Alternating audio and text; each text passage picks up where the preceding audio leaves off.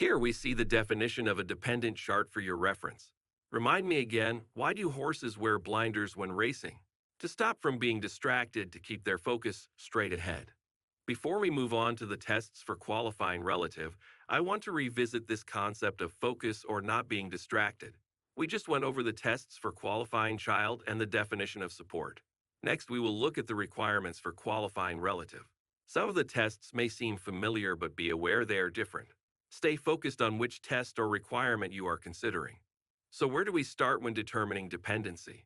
At the top of our chart in the definition of a dependent illustration. What happens if one of the first three requirements is not met? If our potential dependent does not pass any of those first three tests, we can stop. They are not a dependent. It's that easy. What if the potential dependent passes all the first 8 requirements? If our potential dependent passes all these tests, we can stop looking. Our dependent is a qualifying child. But if at any time they fail any of the qualifying child tests, we automatically skip to the first qualifying relative test. For example, if they fail test number 4, relationship, where do we go next? We go straight to the first qualifying relative test 10. If they pass 4, 5, and 6, but fail 7, we also go straight to the qualifying relative tests. Let's look at the specific qualifying relative tests next. This is different than the first test. The taxpayer is not a dependent.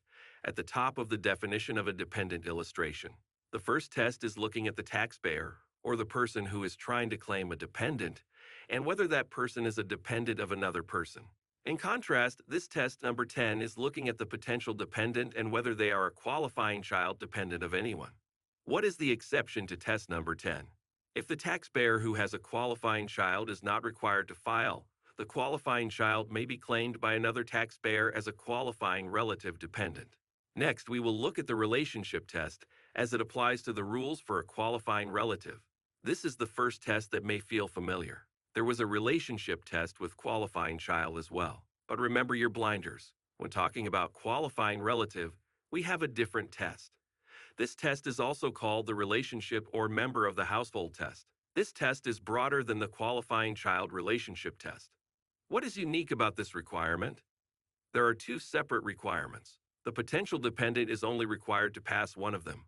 For a relationship to satisfy this test, the individual is either related to the taxpayer in a specific list of relationships, or they lived with the taxpayer the entire year. Is the list of relationships here the same as the one for a qualifying child? It includes parents, siblings, aunts, uncles, etc. Let's walk through some examples and determine if each person in the example satisfy the relationship test under the qualifying relative rules. Jennifer is the potential dependent. She is Brad's stepmother who lives 25 minutes away from Brad in her own home. Does Jennifer pass the relationship or member of household test? Jennifer passes test A. Jennifer fits the stepmother relationship. Does Jennifer have to live with Brad at all during the year to pass this test? No, she passed the relationship part of this test. Therefore, she does not have to be a member of his household at any time during the year. Michael is the potential dependent. Michael lived with Rebecca and Jim, his grandparents, for 5 months. Does Michael pass the relationship or member of household test? Michael passes test A. He fits the grandchild relationship. What follow-up question may you have about Michael and his situation when it comes to the relationship? Could he be a qualifying child? He fits the relationship for qualifying child. When using the definition of a dependent chart, it should always be started at the top and worked through the first 3 tests, then the qualifying child tests, and last, if any of the qualifying child tests are not met, qualifying relative. You can assume the rest of these potential dependents have failed one of the qualifying child requirements. Willie is the potential dependent. Willie lived with Franny all year long. Willie used to be Franny's neighbor until he lost his home. Does Willie pass the relationship or member of household test? Willie passes test B.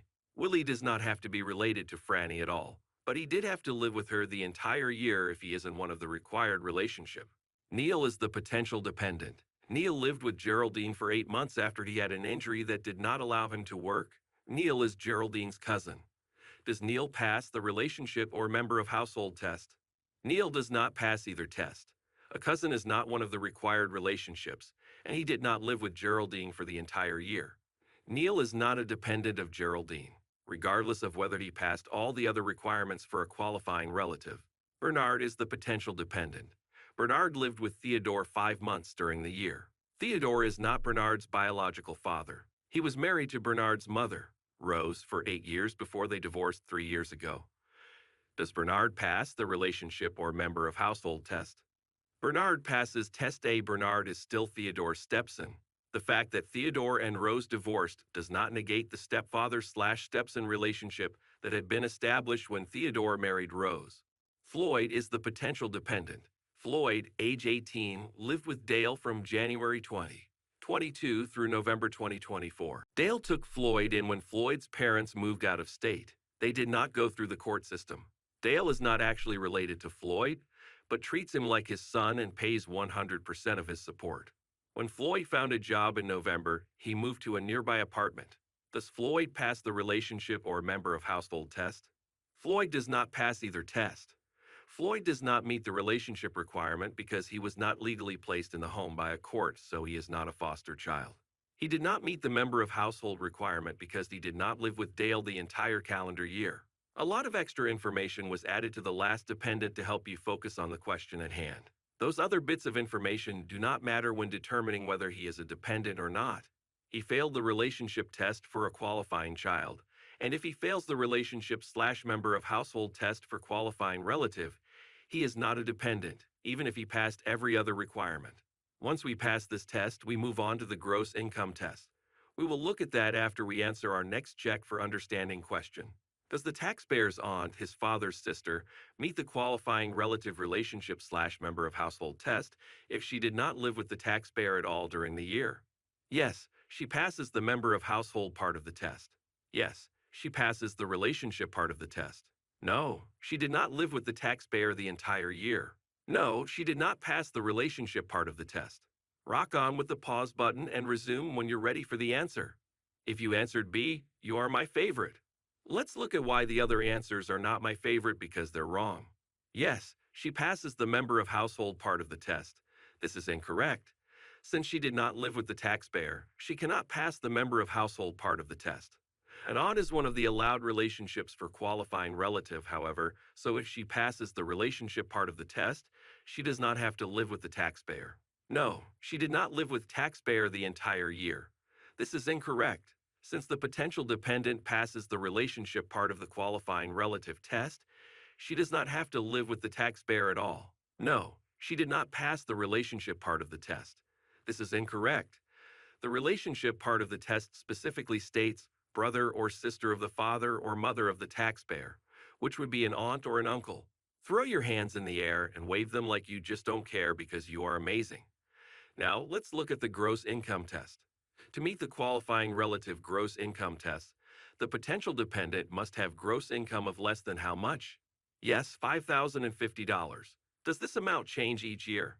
Yes, it is an inflation-adjusted amount. For 2023, it was $4,700. For 2022, it was $4,400. The support test for qualifying relative is next. The qualifying relative support test is different than the qualifying child support test. Over what percentage of the potential dependent's support must be provided by the taxpayer to satisfy the support test for a qualifying relative? I'll give you a hint. It's 50%. Do we count the potential dependent's income that was saved and not spent? No, personal funds don't count unless they were used for their own support. Who could contribute to the potential dependent's support? Give me some examples. Basically, we are looking at all funds, taxable or non-taxable, from all sources used to support the individual. This could include the potential dependent, parents, siblings, any family member, friends, acquaintances, co-workers, etc. It could also include federal, state, or local government support such as food stamps, housing payments, and welfare. This is not an all-inclusive list. There could be many additions to the list. We are, again, looking for all funds from all sources used to support the individual. Let's look at the support tests for qualifying child versus qualifying relative side by side. Qualifying child, qualifying relative, potential dependents, cannot provide over half of their own support. The taxpayer must provide over half of the potential dependent's support. Who are we looking at in terms of support provided for a qualifying child? For a qualifying child, we are only looking at the potential dependent. Did the dependent provide over half of their own support? Who are we looking at in terms of support provided for a qualifying relative? For a qualifying relative, we are looking specifically at the taxpayer. Did the taxpayer pay over half of the support for the potential dependent? Let's look at a few examples and determine who provided over half of the support. Christina's income was $2,545, all of which she spent on herself. Her parents spent $2,000 on miscellaneous items of support, and they also paid $3,600 for her share of the household expenses. Her grandparents bought her $1,500 of clothing. How much is Christina's total support? $9,645. What percentage did Christina, her parents, and her grandparents each pay towards her total support? We take $2,545 and divide it by $9,645. Christina paid 26.39% of the support. What about her parents? $5,600 divided by $9,645 is 58.06% of the support from the parents. Now let's calculate her grandparents' support. $1,500 divided by $9,645 is 15.55% coming from the grandparents. Would Christina pass the qualifying child support test as a dependent? Yes, she did not provide over one half of her own support. Would Christina pass the qualifying relative support test as a dependent of her parents? Yes, her parents paid over one half of her support. Let's look at another scenario. Jared's income was $4,200. He spent $2,000 on himself and saved the rest. His father spent $1,000 on miscellaneous items of support and paid $1,600 for Jared's share of the household expenses. The state also provided $5,500 of support for Jared. How much is Jared's total support? $10,100. This includes the $2,000 from Jared himself, the $1,000 and $1,600 from his father, and $5,500. Why didn't we include Jared's total income of $4,200? He only spent $2,000 on himself and saved the rest. What percentage did Jared, his father, and the state each pay towards Jared's total support? $2,000 divided by $10,100 is 19.8, 0% from Jared. What percent of support did his father provide? $2,600 divided by $10,100 is 25.74%. How about the state? $5,500 divided by $10,100 is 54.46%. Would Jared pass the qualifying child support test as a dependent? Yes, he did not provide over one half of his own support. Would Jared pass the qualifying relative support test as a dependent of his father? No, his dad did not pay over one half of his support. Oh, one more scenario.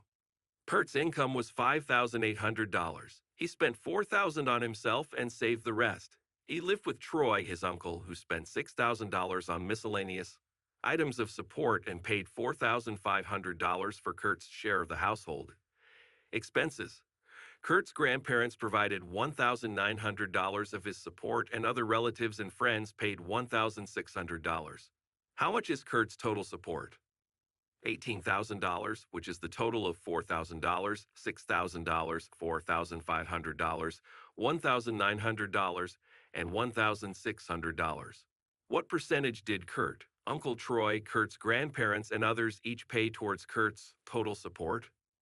Let's look at Kurt first. $4,000 divided by $18,000 is 22.22% from Kurt. How about Uncle Troy?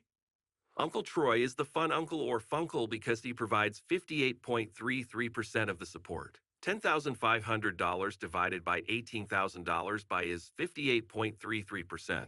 Grandparents are for spoiling, so let's see how they did. Not too shabby. The grandparents provide 10.56%, which is $1,900 divided by $18,000. Now, I'm not sure who the others are, but let's see what their contribution was. $1,600 divided by $18,000 is 8.89%. Would Kurt pass the qualifying child support test as a dependent? Yes, he did not provide over one half of his own support. Would Kurt pass the qualifying relative support test as a dependent for Troy? Yes, Troy paid over one half of his support. Let me add that Kurt is 25 years old. Looking at all the information provided, is he a qualifying relative dependent of Troy? No, he is not. Why not? Kurt would fail the gross income test. His gross income was more than $5,050, so even though he would pass the support requirement, he would not be a dependent of Troy's because he failed the gross income requirement.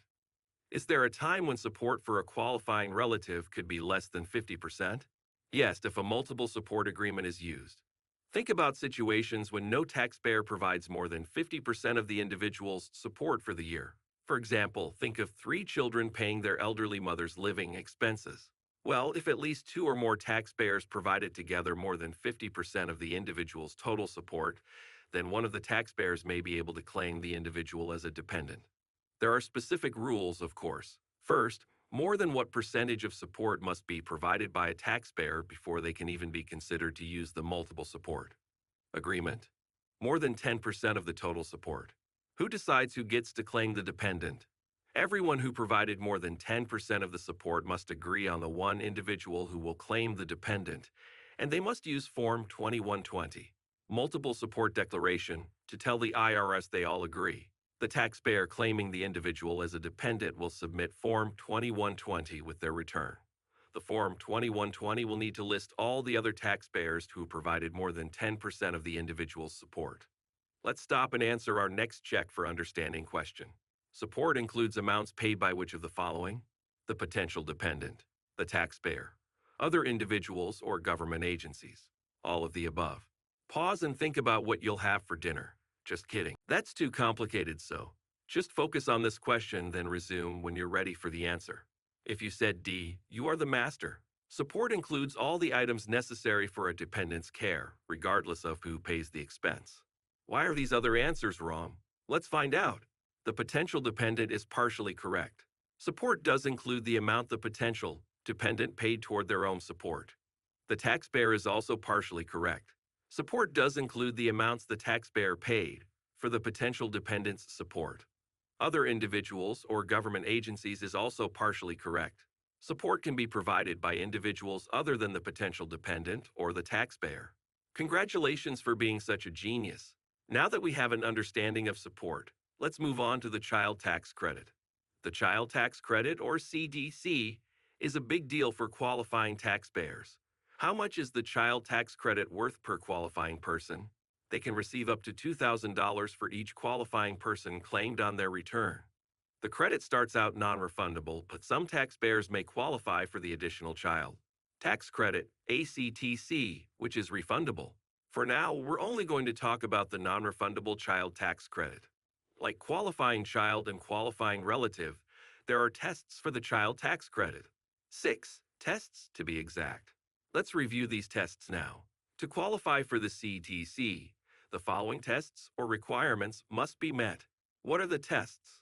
Looking at the 6 tests on the screen, which are different than the qualifying child requirements, tests 3, 4, and 5 are different. The third one is different because the age requirement for a qualifying child age is under 19, under 24 if a full-time student, or any age if permanently and totally disabled. The fourth one is different because a qualifying child could also be a resident of Canada or Mexico. The fifth one is different because a qualifying child is not required to specifically have an SSN. They could have an I-10 or an A-10. What if a child is 17 years or older and they do not qualify for the child tax credit? What option do they have? They may qualify for the Other Dependent Credit, or ODC. Which of these child tax credit requirements are different for the Other Dependent Credit? Tests 1, 3, and 5 are different. The first one is different because the dependent must be a qualifying child or a qualifying relative. The third one is different because the dependent does not have to be under the age of 17 to be a qualifying child or qualifying relative dependent.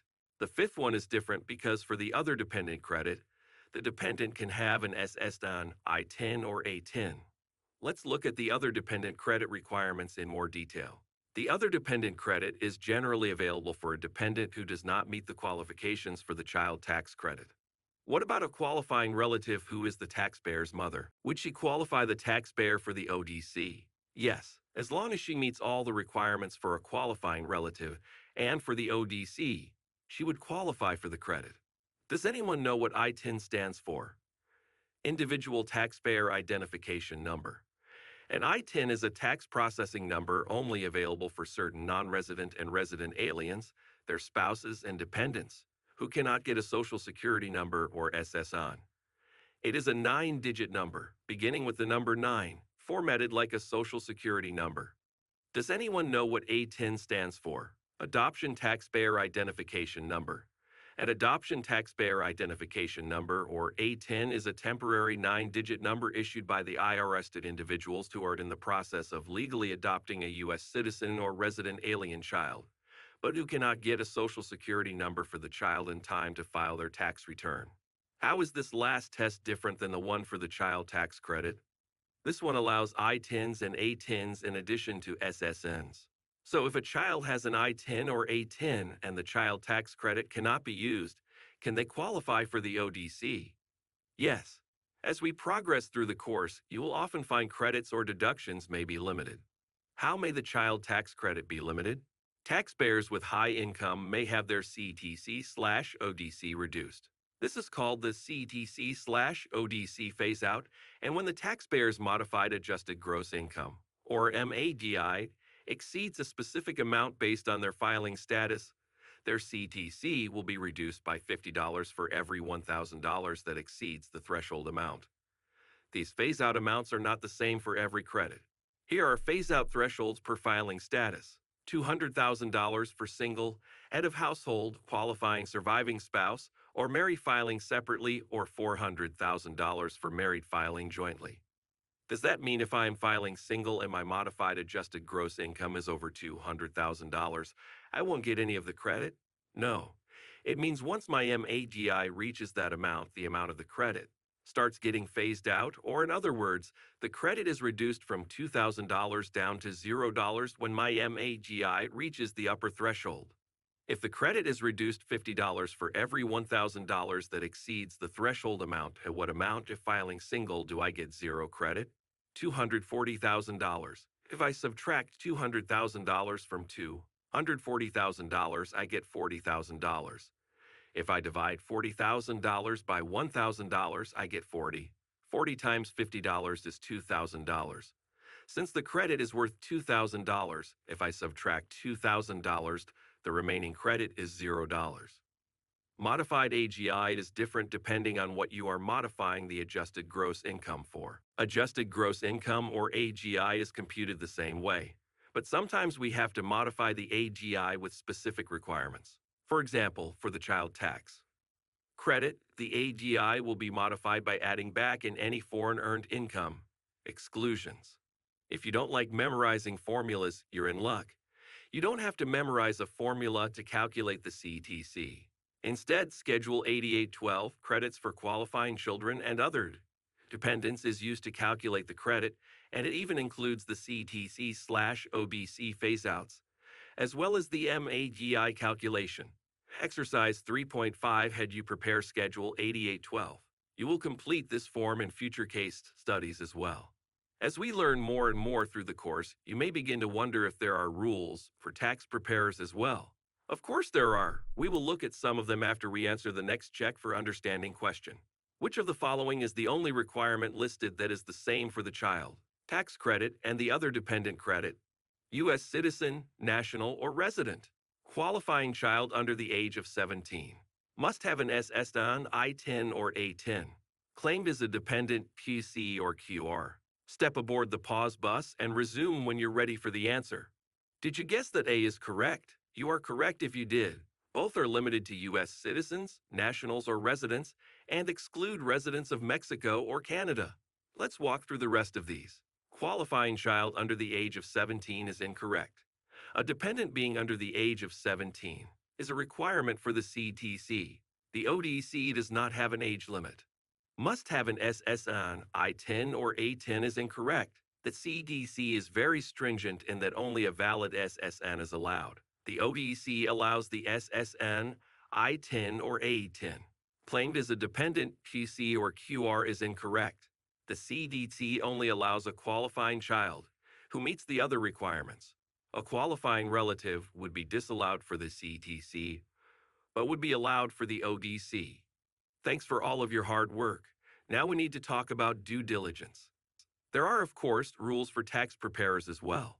One area that is extremely scrutinized is tax preparer due diligence.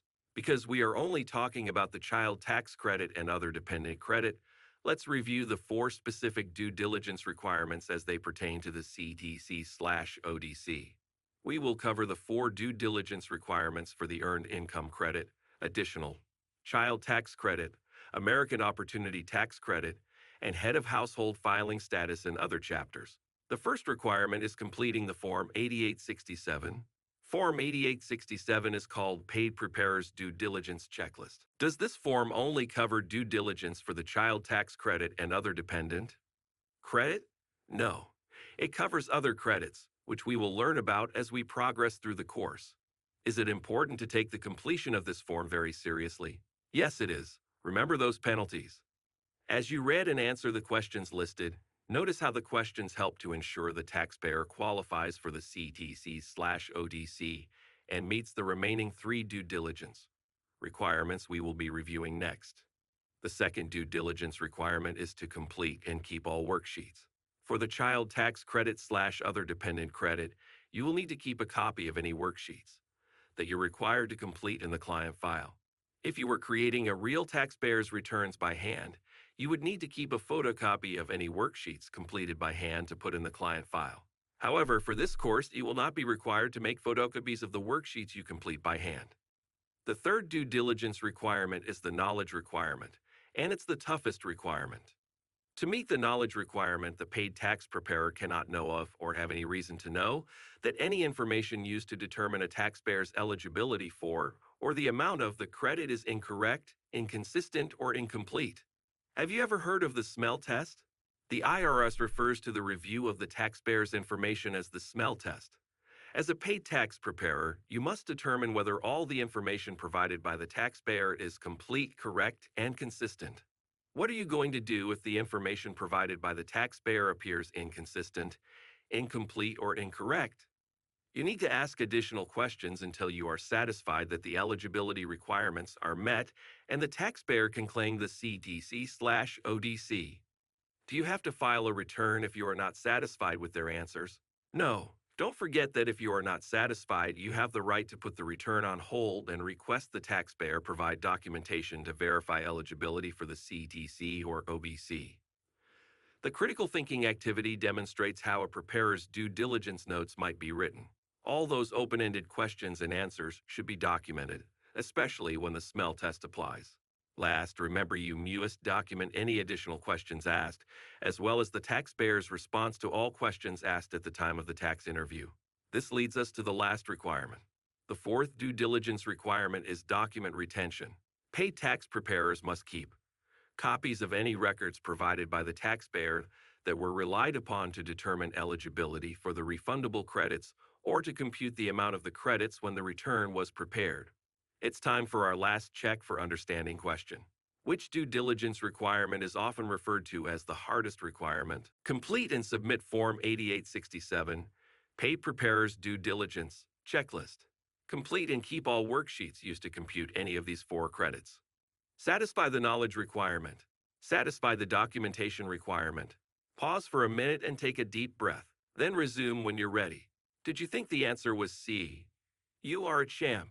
Satisfy the knowledge requirement is correct. The knowledge requirement is often referred to as the hardest requirement because knowledge for each tax topic, including the tax credits, is required. This necessitates the tax preparer to have research skills, use valid tax resources, and request clarification when needed. Why are A, B, and D incorrect? Complete and submit Form 8867, Paid Preparers Due Diligence Checklist is incorrect because the first requirement is to answer the questions and complete the form. Most software guides the completion of the form and sends it electronically with the tax return. Complete and keep all worksheets used to compute any of these four credits is incorrect. This requires all the worksheets to be completed be kept on file. Most software guides the completion of the form and stores it for future needs. Satisfy the documentation requirement is incorrect. This requires keeping copies of documents provided by the taxpayer if they were relied upon when determining if the taxpayer's qualifying dependent meets the CTC/ODC requirements. Oak, you are doing a marvelous job. Let's see what you need to get done for homework. For homework, you will be preparing Richard P. and Petra B. Nelson's tax return. This case, study should be completed by hand. The taxpayer's information is found in the participants' guide, qualifying dependents and support chapter in the case study 3.1 section. Review the forms needed to complete the case study. Point out the AGI and taxable income are both provided in the case study to give them touch points as they are working through the tax return. Richard and Petra have 2 children. You will have to determine if they are qualifying children, qualifying relatives, or not dependents. You will be completing Form 1040, Form 8812, Schedule 8812 Credit Limit Worksheet A, Form 8867, and the Due Diligence Notes.